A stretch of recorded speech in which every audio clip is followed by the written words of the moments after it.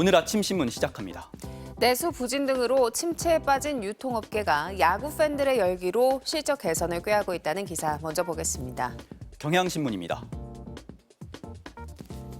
프로야구 관중은 지난해 사상 처음으로 1,000만 명을 넘어섰고 지난 주말에 열린 시범 경기에서도 연일 매진 행렬을 보였는데요. 올해도 역대 최다 관중 기록을 갈아치울 것으로 예상되면서 유통업계가 야구 팬 모시기에 공을 들이고 있습니다. 유통가에서는 야구 팬이 충성 고객이라는 점에 주목하고 있는데요. 경기를 관람하러 원정도 불사할 만큼 열성 팬들의 팬덤이 견고하며 소비력을 갖춘 40, 50대는 물론 최근 젊은 여성들의 야구 사랑이 관련 제품 구매로 이어지고 있기 때문입니다. 이에 따라 유통업계들은 유니폼을 비롯해 응원 도구와 생활 잡화들을 판매하고 있고요. 야구를 테마로 한 대형 할인 행사 등도 진행하고 있으며 프로야구 개막일에 맞춰서 KBO 빵도 출시될 예정이라고 신문은 전했습니다. 다음은 조선일보입니다. 탄핵 찬반 집회가 외국인 관광객들의 다크 투어리즘이 되고 있습니다. 다크 투어리즘이란 역사적 비극이나 재난 현장을 찾아가는 관광으로 역사 교훈 여행이라고도 하는데요. 외국인들 사이에선 한국의 집회 현장이 마치 K-팝 콘서트장 같다는 반응이 나오고요. 군중의 열기 속에 나름의 질서가 있으며 대체로 평화롭다는 점이 인상적이라는 평가도 나옵니다. 한국인 가이드는 아예 탄핵 시위 현장을 관광 상품으로 홍보하고 있고요. 인천국제공항이나 서울역에서 외국인들을 태우는 택시 기사들은 시위 장소로 가달라는 요청을 받거나 서울 시내 주요 호텔도 집회 뷰가 보이는 방으로 예약해달라는 문의 전화를 받고 있습니다. 일각에선 시위 현장이 국제적 구경거리로 전락한 현실이 씁쓸하다는 반응도 나온다고 신문은 전했습니다. 이어서 한국경제입니다.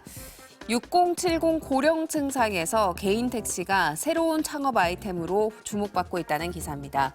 2021년부터 지난해까지 개인 택시 면허를 넘겨받은 65세 이상 고령자가 1,375명에서 1,621명으로 늘어 4년 새 17.8% 증가했는데요.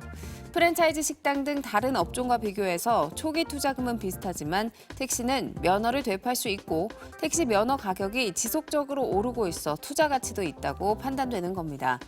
약 5년 전 8천만 원 수준이던 서울 택시 면허 가격은 2023년 1억 원을 넘어선 뒤 지속적으로 오르고 있는데요. 퇴직금 등 목돈으로 개인 택시를 시작한 대기업 출신 고스펙 택시기사도 등장하고 있습니다. 은퇴한 6070 세대가 나이 제약 없이 근로활동을 이어갈 일자리가 없는 현실이 반영된 거라는 분석과 함께 고학력, 고숙련 기술을 낭비하고 있는지 살펴봐야 한다는 지적도 나옵니다. 다음은 동아일보입니다. 인구 소멸 위기에 몰린 지자체들이 기피시설 유치에 적극 나서고 있습니다. 기피시설을 유치해 생활 인구가 늘면 지역 경제에 보탬이 될 수 있고 나아가 체류 인구가 늘어날 수 있다는 기사인데요. 경북 영양군은 난민 정착시설을 조성해서 이르면 올 하반기 미얀마 난민 40여 명을 유치하는 방안을 추진 중이고요. 경북 청송군은 여자 교도소 설치를 위해서 법무부를 설득 중입니다.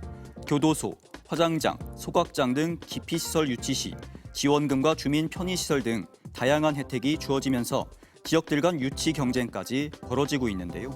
군부대는 소음과 고도 제한 문제가 있음에도 불구하고 대구 도심 내 군부대 이전 사업에 경북 영천시와 상주시, 대구 군위군이 뛰어들었고요. 경남 거창군에선 지난해 군립 화장장 유치를 위해서 9개 마을이 경쟁을 벌였습니다. 다만 전문가들은 인구 증가와 각종 인센티브만을 보고 나섰다가 기피시설 가동 뒤 뒤늦게 부작용을 겪을 수 있을 만큼 주민 갈등을 최소화할 수 있는 방안을 고민해야 한다고 지적했습니다. 끝으로 지역신문 기사 보겠습니다. 울산 메일인데요.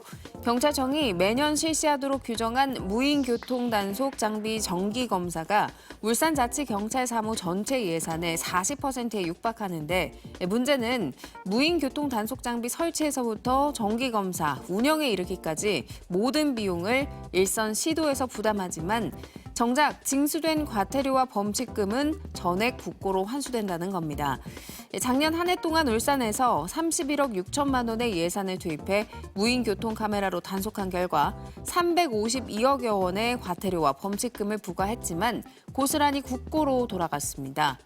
시도자치경찰위원장 협의회는 기획재정부 등과 협의했지만 중앙정부는 지방 소비세율 인상을 통해 자치경찰 사무 전환 사업에 이미 보전했다는 입장이라고 신문은 전했습니다.